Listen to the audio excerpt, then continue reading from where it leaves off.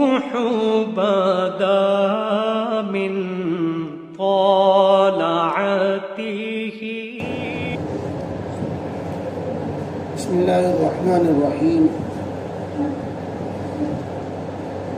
تیسرے پارے میں 10واں رکوع اور سورہ آل عمران کا دوسرا رکوع چل رہا ہے. سورہ آل عمران کے دوسرے رکوع میں آیت نمبر 14 تک آیات گزری ہے. آیت نمبر 14 کے بعد ہے قُلْ أَنُبِّئُكُمْ بِخَيْرٍ مِّن ذَلِكُمْ لِلَّذِينَ اتَّقَوْا عِندَ رَبِّهِمْ.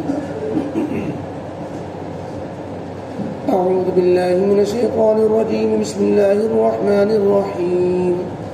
قل أنبئكم بخير من ذلكم للذين اتقوا عند ربهم جنات تجري من تحتها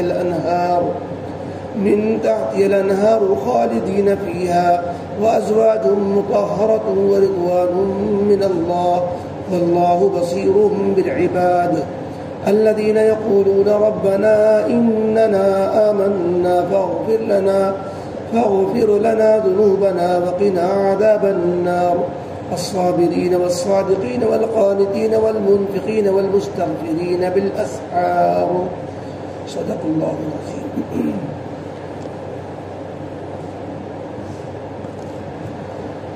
اوپر کی آیتوں میں اللہ تعالیٰ نے بتلایا کہ دنیا میں اللہ نے ایسی ایسی نعمتیں اور انسان کی رغبت والی چیزیں اور انسان کی خواہش والی چیزیں رکھی ہیں کہ انسان ان میں پھنس کر کے اپنی آخرت کو تباہ کر لیتا ہے.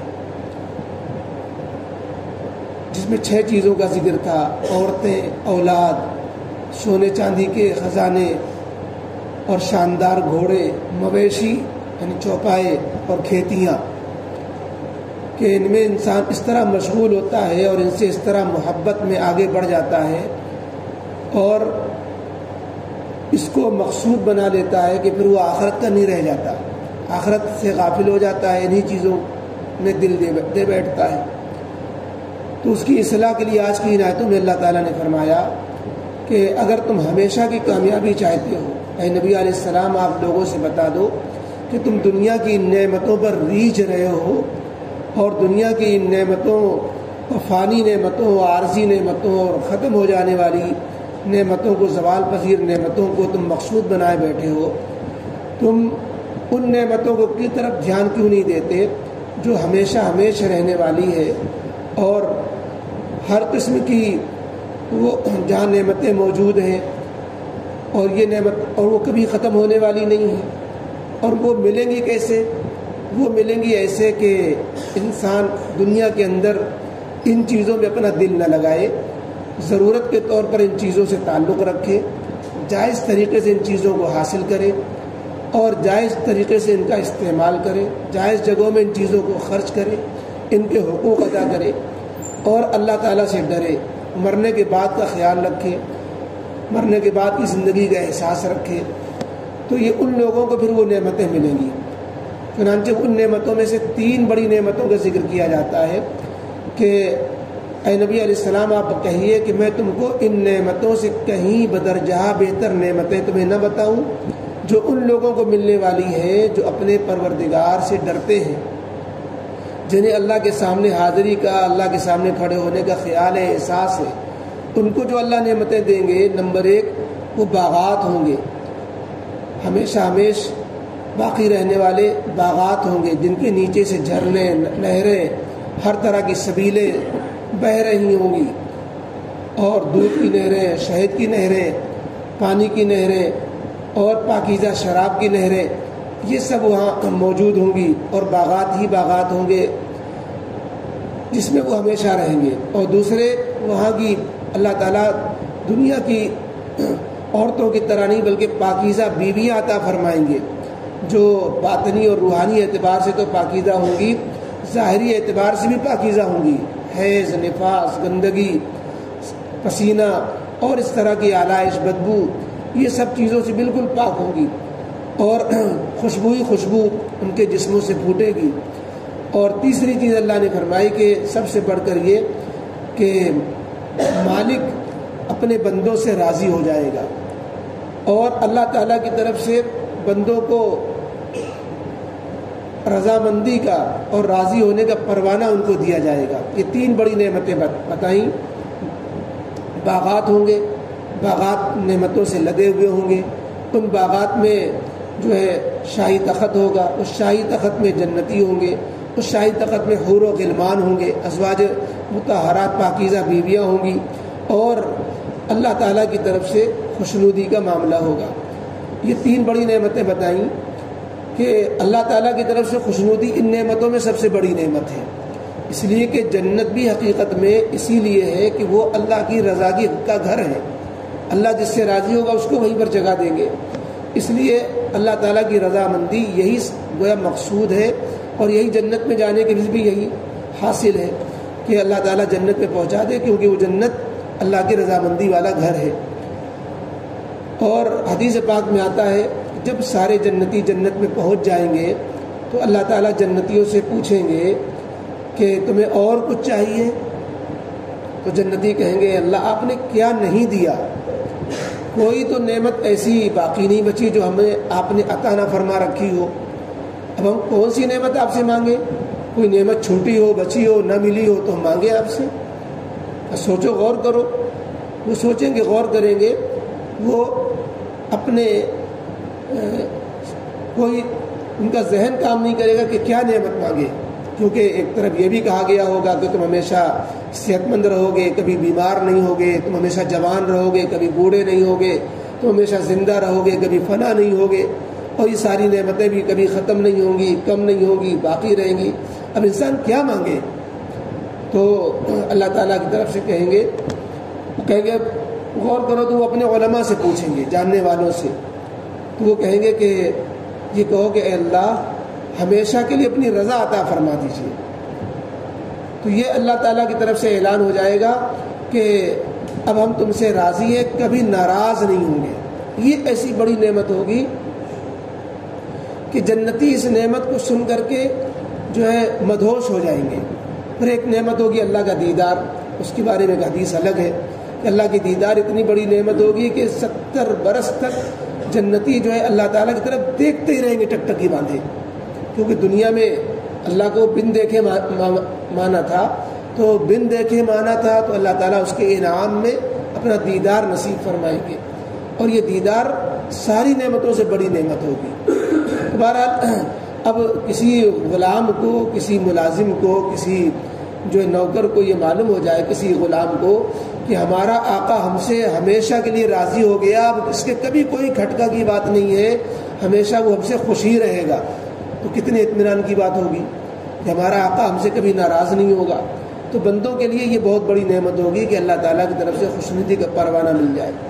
اللہ تعالیٰ نے فرمایا کہ یہ وہ نعمتیں ہیں جو ان کو ملنے والی ہیں جو دنیا کی نعمتوں میں فتنے میں نہیں پڑتے۔ دنیا کی نعمتیں آزمائش کے لیے ہیں، آدمی اگر ان کو مقصود بنا لے، ان کو اور ان کو پھر جائز ناجائز دیکھ کر کے ان میں اپنے کو کھپا دے، انہی سے دل لگا لے اور انہی کو آخرت کی تیاری کی طرف دھیان نہ دے ان چیزوں میں پڑھ کر کے، تو یہی دنیا کی نعمتیں وبال بن جاتی ہیں۔ یہی عورتیں، اولاد، سونے چاندی اور چوپائے، کھیتیاں، یہی وبال بن جائیں گی۔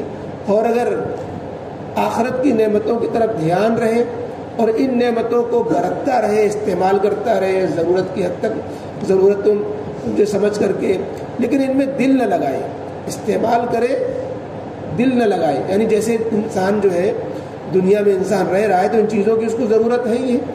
اس کی مثال بزرگوں نے دی کہ جیسے کشتی پانی میں چلتی ہے، لیکن پانی کشتی میں نہیں آنا چاہیے، تو ہماری زندگی انہی نعمتوں میں ہی گزرے گی، بال بچوں میں گزرے گی، اولاد میں گزرے گی، عورتوں میں گزرے گی، سونے چاندی کی ضرورتیں پڑیں گی، اور جو ہے اور بھی ضروریات نعمتیں ہیں، دکان کاروبار سب چیزیں ہیں، کھیتی باڑی بھی ہے، لیکن ان چیزوں کی محبت دل میں نہ آنے پائے۔ یہ چیزیں ہمارے درمیان تو رہیں، ہمارے ارد گرد یہ چیزیں رہیں، لیکن یہ چیزیں ہمارے دل میں آئیں گی تو بس وہی خطرہ ہے۔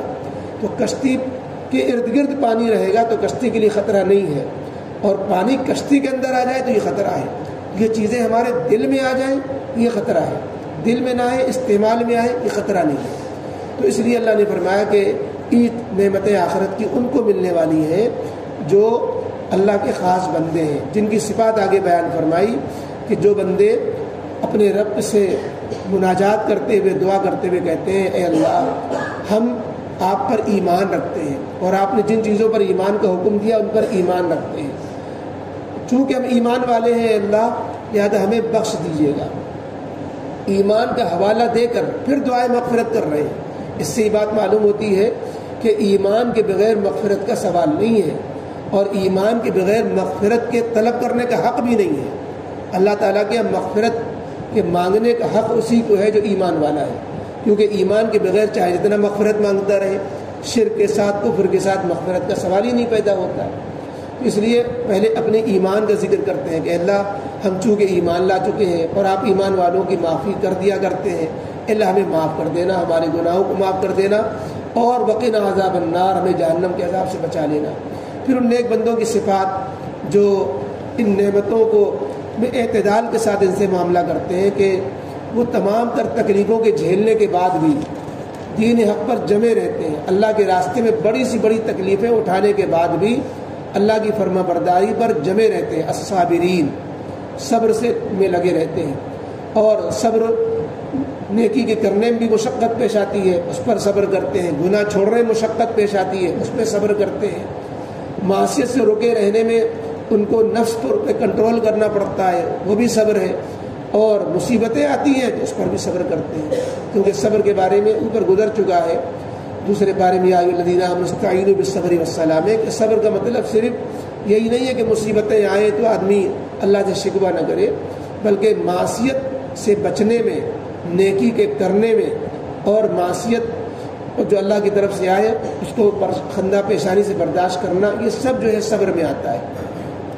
تو الصابرین والصادقین کہ یہ بندے سچے ہوتے ہیں، زبان کے سچے ہوتے ہیں، دل کے سچے ہوتے ہیں، نیت کے سچے ہوتے ہیں، قول و فعل کے سچے ہوتے ہیں، عمل کے سچے ہوتے ہیں، گویا ہر اعتبار سے صداقت ان کا جو ہے صداقت ان کا ترہ امتیاز ہوتا ہے۔ یہ صادقین یہ جو ہے ایک اولیاء کرام کی یہ قسم ہے جن کو صادقین کا لقب ملتا ہے، اور صدیقین یہ شہداء سے بھی اونچا مقام ہوتا ہے، ہر چیز میں سچے، نفاق دل میں نہیں، زبان سے جھوٹ غیبت چغلی کچھ جانتے نہیں، تو زبان کے بھی سچے ہیں، عمل کے بھی سچے ہیں، نیت کے بھی سچے ہیں، یہ صادقین صفت ہے۔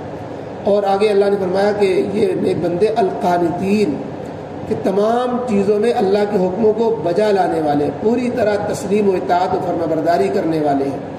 اور آگے فرمایا کہ اللہ کی دی ہوئی دولت کو اللہ کے بتلائے ہوئے راستے میں خرچ کرنے والے ہیں۔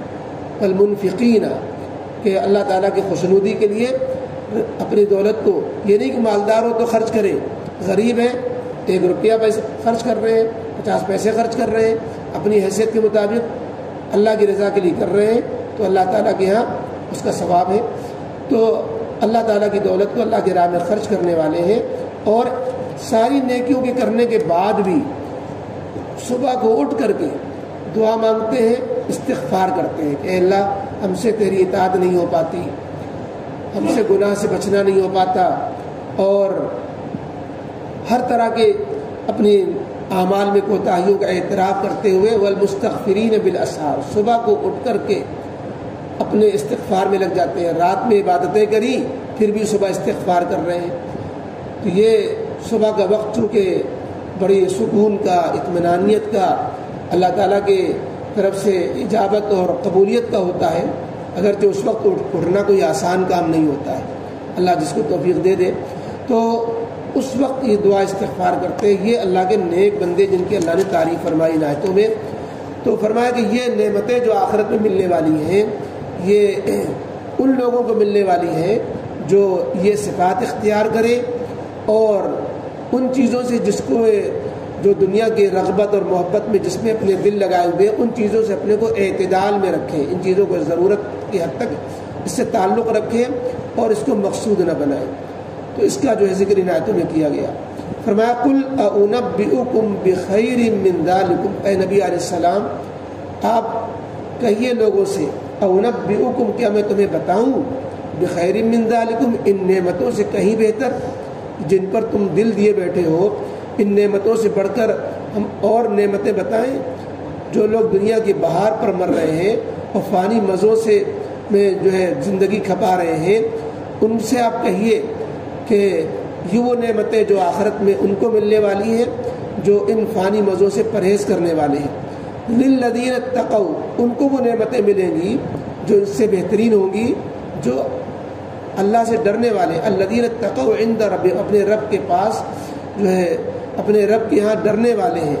جنت للذین اتقوا، ان کے لیے ہوگی جو اللہ سے ڈرنے والے۔ عند ربہم جنات، ان کو اپنے رب کے پاس ایسے باغات ہوں گے ملنے والے ہیں، تجری من تحت الانہار، جن کے نیچے سے نہریں جاری ہوں گی، خالدین فیہا، جس میں وہ ہمیشہ رہیں گے، وازواج مطہرہ، اور ان کے لیے پاکیزہ بیویاں ہوں گی، ورضوان من اللہ، اور اللہ تعالیٰ کی طرف سے رضامندی کا پروانہ ہوگا۔ یہ نعمتیں اللہ تعالیٰ نے بیان فرمائی۔ اوپر کی آیت میں دنیا کی نعمتوں کا ذکر تھا، اس میں 6 چیزیں آئی تھیں: النساء، عورتیں، البنین، اولاد، القناطیر المقنطرۃ من الذهب والفضہ، سونے چاندی کے خزانے، 3 چیزیں ہوئی۔ الخیل المسومہ، شاندار گھوڑے، 4 الانعام، چوپائے مویشی، اور 6 الحرث، کھیتیاں۔ اور جب آخرت کی نعمتوں کا ذکر آیا تو 3 ہی نعمتیں ذکر فرمائی گئیں: جنات تجری من تحت الانہار، 1 ازواج مطہرہ، بیویاں، عورتیں، اور تیسرے رضوان من اللہ۔ کیونکہ اولاد کا ذکر اس لیے نہیں اللہ کے آخرت کی نعمتوں میں آیا کہ اولاد کی حاجت دنیا میں تو ہوتی ہے، آخرت میں جنتی کو اولاد کی ضرورت ہی نہیں ہوگی، نہ اسے وہاں نسل اپنی چلانی ہے، نہ اولاد کو بڑھاپا آنا ہے، نہ وہاں اولاد کے لیے آنکھوں کی ٹھنڈک کے لیے۔ البتہ ترمذی شریف کی روایت میں ہے کہ اگر کسی جنتی کے دل میں اولاد کی خواہش گزرے گی تو اللہ تعالیٰ جو ہے اللہ تعالیٰ کی طرف سے اشارہ ہوگا اور حمل، ولادت اور بچپنا اور اولاد سب ایک دم اس کے سامنے وجود میں آ جائے گی۔ کیسے ہوگا وہ تو وہیں سمجھ میں آئے گا۔ یہاں تو صرف سنا جا سکتا ہے حدیث اور تصور کیا جا سکتا ہے۔ تو اسی طریقے سے سونے چاندی 1 اینٹ، سونے کی 1 اینٹ، چاندی کی پورا سونے چاندی میں ہی بسیرا کر رہا ہے، وہاں سونے چاندی کی طلب کیسے ہوگی؟ اور اسی طریقے سے گھوڑے جو جہاد میں کام آتے ہیں، سفر میں کام آتے ہیں، ضرورت میں کام آتے ہیں، اس کی بھی ضرورت نہیں ہوگی وہاں۔ اسی طریقے سے چوپائے سے انسان دودھ حاصل کرتا ہے، چوپائے سے گوشت حاصل کرتا ہے، چوپائے پالتا ہے کہ اس کو بیچتا ہے، مال حاصل کرتا ہے، اس کو وہاں اس کی کوئی ضرورت نہیں ہوگی۔ اس لیے کھیتیاں، یہ یہاں کھیتیوں کا ہے کہ کھیتیاں یہ تو ضرورت تو غرض ہے کہ یہ نعمتیں چونکہ ان کی کوئی ضرورت وہاں پر ایک جنتی کو پیش ہی نہیں آئے گی، اس سے زیادہ اس کے پاس چیزیں ہوں گی، اس کی وجہ سے ان نعمتوں کا ذکر جنت کی نعمتوں میں نہیں دہرایا گیا۔ آگے فرمایا جا رہا ہے واللہ بصیر بالعباد، اور اللہ تعالیٰ اپنے بندوں کو پر نگاہ رکھے ہوئے ہے، کون بندہ کیا کر رہا ہے، کون بندہ کس عمل میں مشغول ہے، اللہ کی نگاہ میں سارے بندے ہیں، اور وہ بندے خصوصاً اللہ کی نگاہ میں ہیں۔ الذین یقولون، یعنی اللہ کی نظر کرم ہے ان پر۔ الذین یقولون، جو بندے کہتے ہیں دعا میں ربنا اننا آمنا، اے ہمارے پروردگار بے شک ہم ایمان لائے آپ پر، فاغفر لنا ذنوبنا، سو اللہ ہمیں بخش دیجئے ہمارے گناہوں کو، وقنا عذاب النار، اور ہمیں بچا لیجئے جہنم کی تکلیفوں سے۔ الصابرین، یہ بندے ہیں جو صبر کرنے والے ہیں، الصادقین، قول و عمل فعل کے سچے ہیں، والقانتین، تمام حکموں کو بجا لانے والے ہیں، المنفقین، اللہ کی خوشنودی کے لیے مالوں کو خرچ کرنے والے ہیں، والمستغفرین بالاسحار، اور صبح کو اٹھ کر کے اللہ کے سامنے استغفار کرنے والے، گناہ بخشوانے والے ہیں۔ الحمد للہ رب العالمین، والصلاة والسلام علی رسول محمد وعلی آلہ وصحبہ اجمعین۔ ربنا ظلمنا انفسنا وان لم تغفر لنا وترحمنا لنكونن من الخاسرین۔ ربنا لا تزغ قلوبنا بعد إذ هديتنا وهب لنا من لدنك رحمة إنك أنت الوهاب۔ ربنا هب لنا من أزواجنا وذرياتنا قرة أعين واجعلنا للمتقين إماما. اللهم إنا نسألك العفو والعافية في الدنيا والآخرة.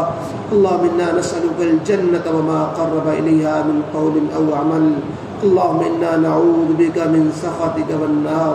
اللهم إنا ربنا إننا سمعنا مناديا ينادي للإيمان أن آمنوا بربكم فآمنا.